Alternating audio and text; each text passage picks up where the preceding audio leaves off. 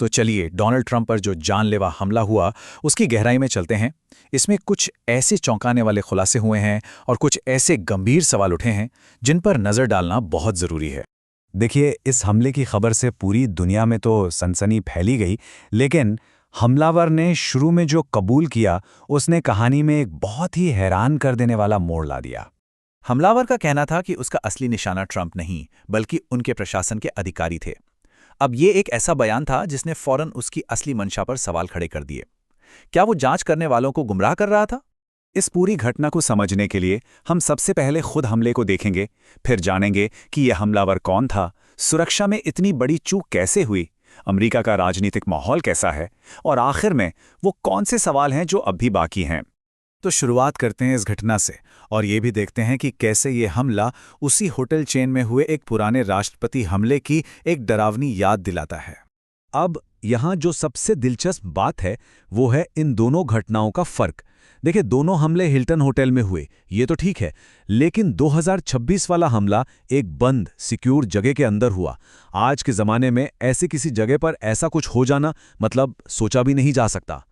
तो आखिर ये शूटर था कौन जिसकी पहचान कोल थॉमस के तौर पर हुई है? सच कहें तो उसकी जो बैकग्राउंड है वो एक बहुत ही उलझी हुई पहेली है। और ये देखिए, ये एक अजीब सा विरोधाभास है। एक तरफ वो पढ़ा लिखा प्रोफेशनल है, teacher, video game developer, computer engineer, और दूसरी तरफ उसकी राजनीतिक विचारधारा भी साफ है। डेमोक्रेटिक पार्टी का सपोर्टर, हैरिस कैंपेन को डोनेशन तक दिया, और फिर उसने इतनी बड़ी हिंसा की योजना बना डाली। एसबीआई अब इस बात पर खास ध्यान दे रही है कि हमलावर ने देश भर में इतना लंबा सफर तय किया, लॉस एंजलिस से शिकागो और फिर वॉशिंगटन डीसी। इससे ये पता लगाने की कोशिश हो रही है कि इस हमले की प्लानिंग कितनी बड़ी और गहरी थी। चलिए अब आते हैं इस घटना के सबसे चिंताजनक पहलू पर। राष्ट्रपति की सुरक्षा में हुई ये चूक, ये ऐसी है जिस पर यकीन करना मुश्किल है।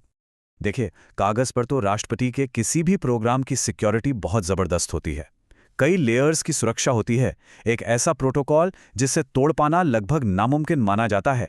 लेकिन हकीकत क्या थी? एक भयानक नाकामी। हमलावर सिर्फ एक हथियार नहीं बल्कि हथियारों का एक छोटा मोटा जखीरा अंदर ले आया।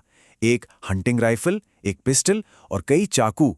उसने सुरक्षा की हर परत को तोड़ दिया।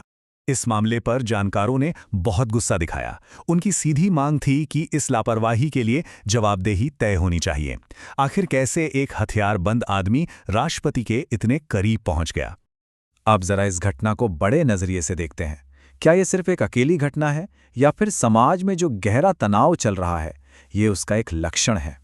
इस हमले का विश्लेषण इस तरह से भी किया जा रहा है कि ये अमेरिका में आज जो जबरदस्त पॉलिटिकल पोलराइजेशन यानी राजनीतिक ध्रुवीकरण है उसी का एक हिंसक नतीजा है।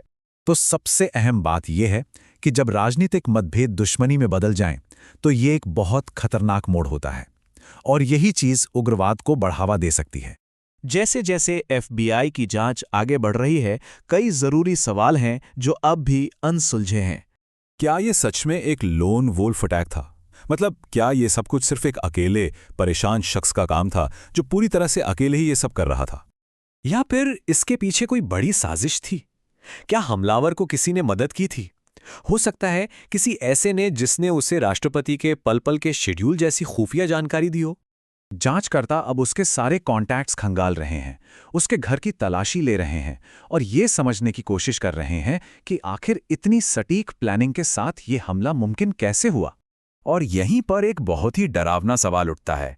अगर एक अकेला आदमी ये सब कर सकता है तो सोचिए, अगर हमला करने वालों का पूरा एक प्लेटून होता तो क्या होता? आखिर में ये घटना अपने पीछे सिर्फ एक क्रिमिनल इन्वेस्टिगेशन नहीं छोड़ जाती, ये राष्ट्रीय सुरक्षा पर और समाज के उन बंटवारों पर एक बहुत गहरा और परेशान करने वाला सवाल छोड़ जाती है जो इसे खतरे में डाल रहे हैं।